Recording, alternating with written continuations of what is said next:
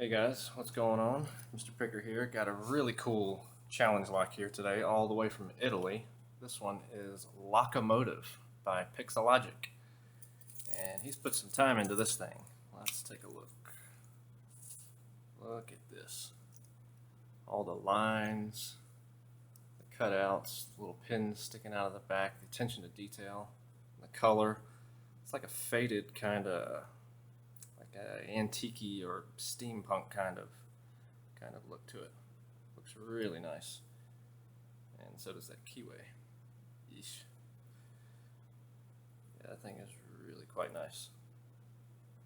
Anyway, I've been tinkering around with this for a little bit, not too long. Let's see if we can chuck it up and get it open.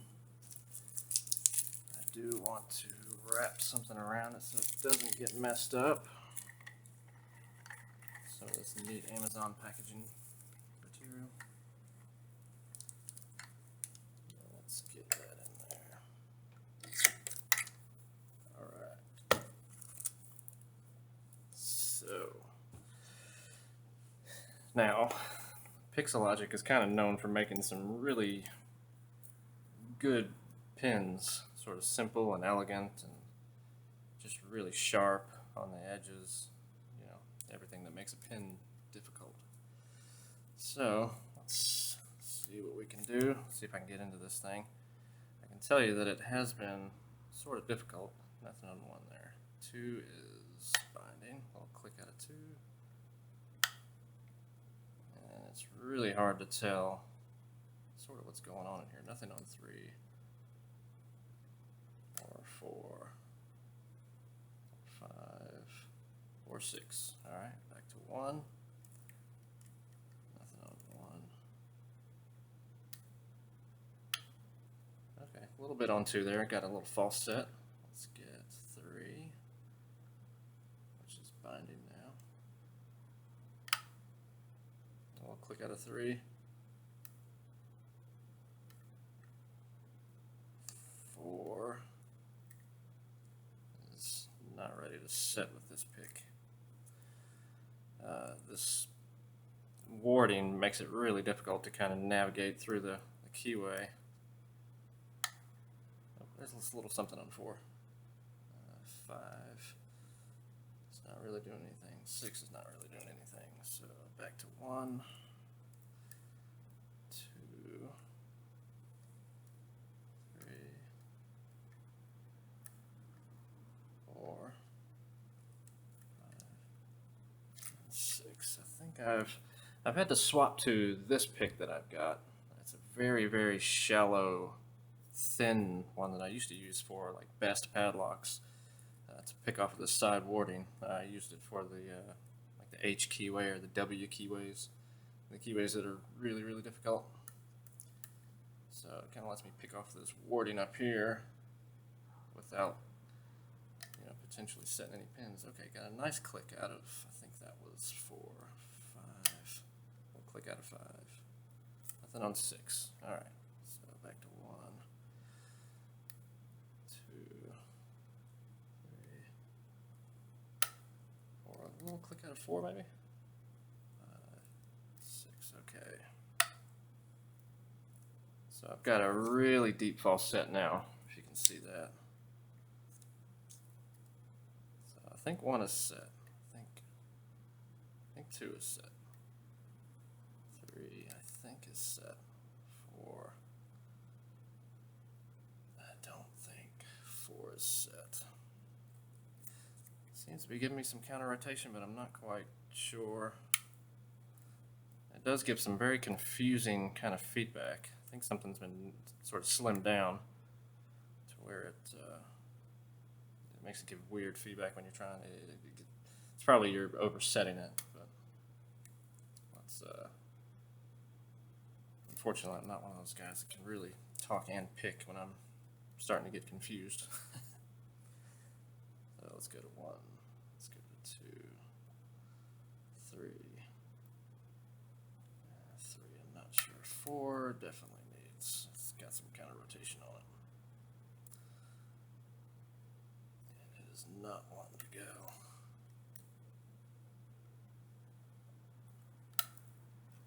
I think I got it. Okay, I think 4 is good. Let's do 1, 2, 3.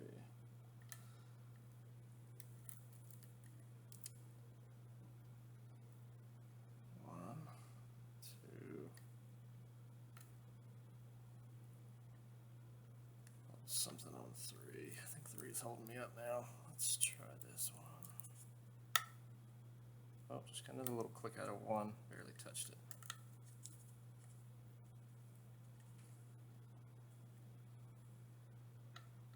2, 3, 4.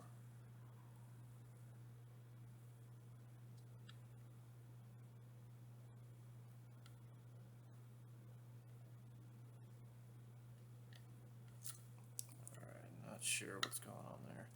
1 keeps giving me a click, so I'm hung up on another pin somewhere.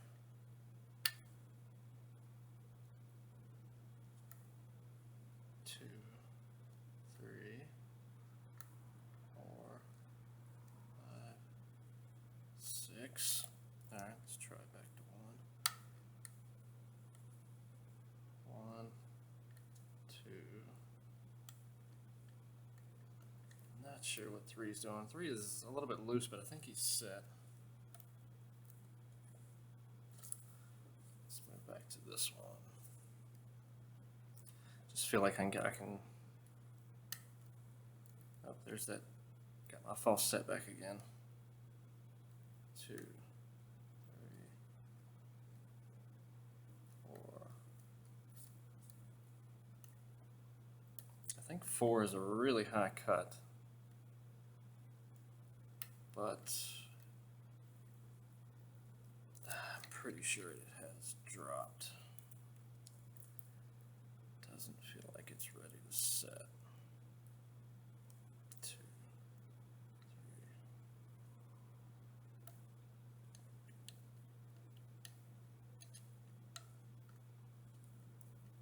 5 and 6. Unfortunately, this one just does not reach up there. Let's go back to the thin pick.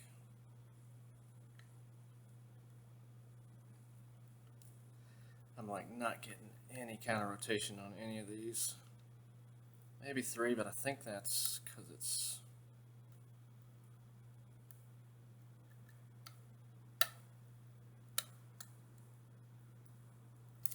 Okay, I definitely dropped something, but I think I may have gotten it set. That was number 4.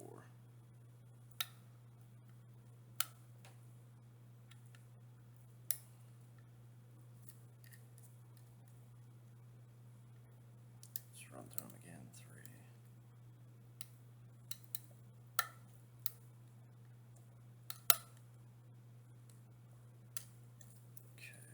Definitely some serrations back there in the back, 5 and 6. And keep giving me quite a few clicks.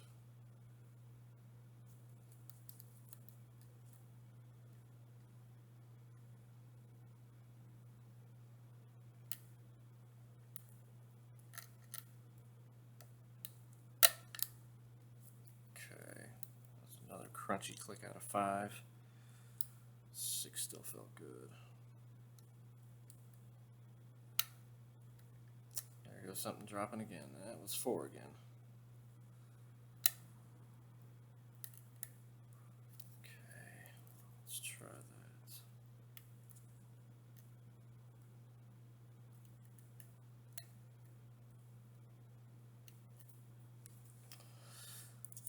Let's try this one.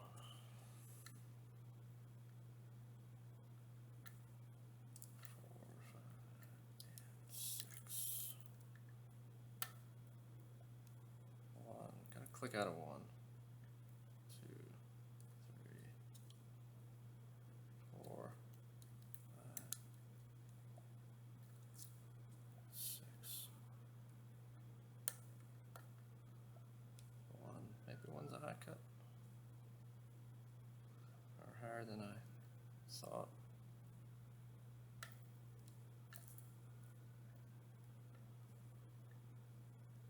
Or it's just sitting there over we're set now.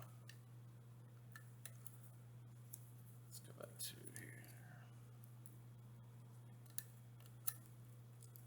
Oh, just dropped one. And it is really binding. Okay, I think one is set right there. Got my false set back. Now I think 3 is down quite a ways. 2 is way up there.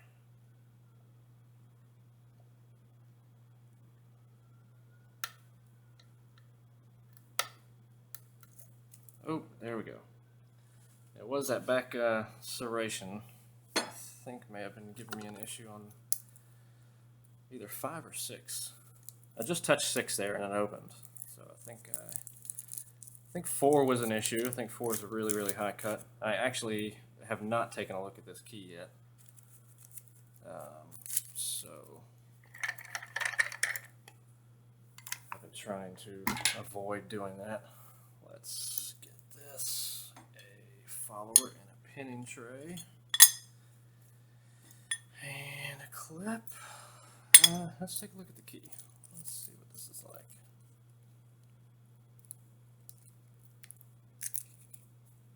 Look at that. Holy moly. Goodness. That is a hand-cut key with some extreme bitting. That is nice. Oh, it's got little marks. And yeah, I can see a 6-pin at the end there. I was going to say, it looks like a 5-pin key. Okay, the key is sitting there. Let's move this out of the way. And see if we can... Oh, we got a key. Let's lock it up. Works very smoothly. And you can see the pins there. A couple of them do look a little slimmed down. So let's get this out. Let's see what it looks like on the inside. Very cool lock though. It's got some really nice feedback. It is an aggressive keyway for us Americans over here. We are definitely not used to that kind of thing.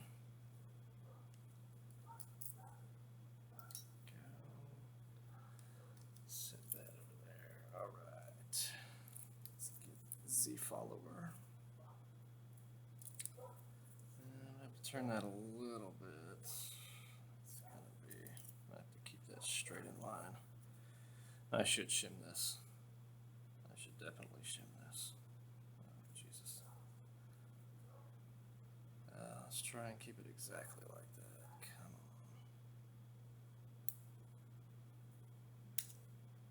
on. Well, that was close. Felt something click, but I think it just cut that back little lip. Ladies and gentlemen, you should definitely keep up a supply of shims. Alright, that's number 3. And shout out to Locky McLockface Jr. for the pinning tray. He sent this thing my way, and it is really nice.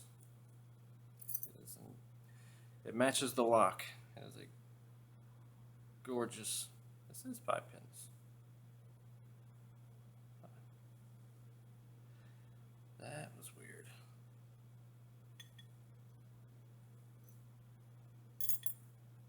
Oh.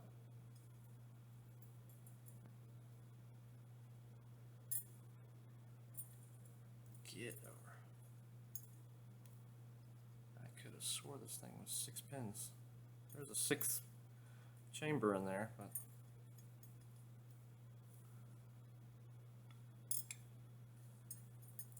all right.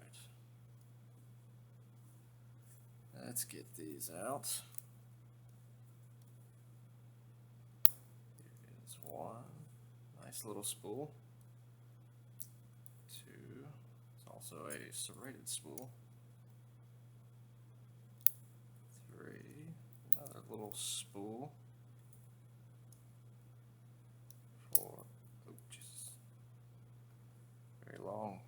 T-pin. And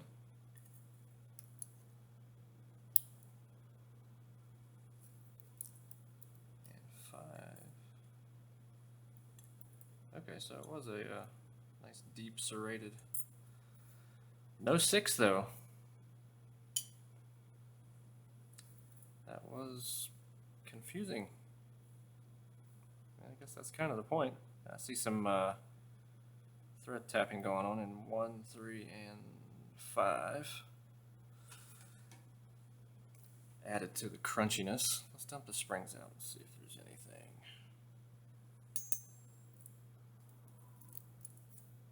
Here's 1. That is 3. Here is 2.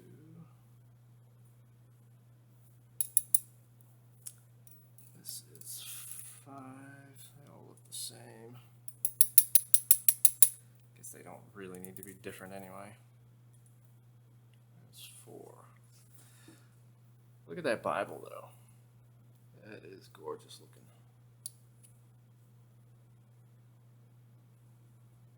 It's very pretty.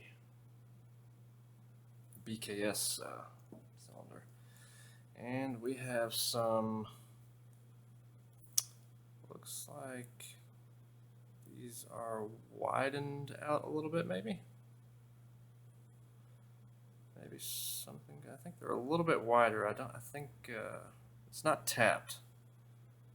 But it does look like it's a little bit wider, so they kind of wobble around in there and confuse you, which it does a very good job of doing. Very fun lock. I love this lock. This is it's beautiful, elegant, simple, all at the same time, and gives some really nice feedback. Good little challenge. Here is the pin work. Let's put those down.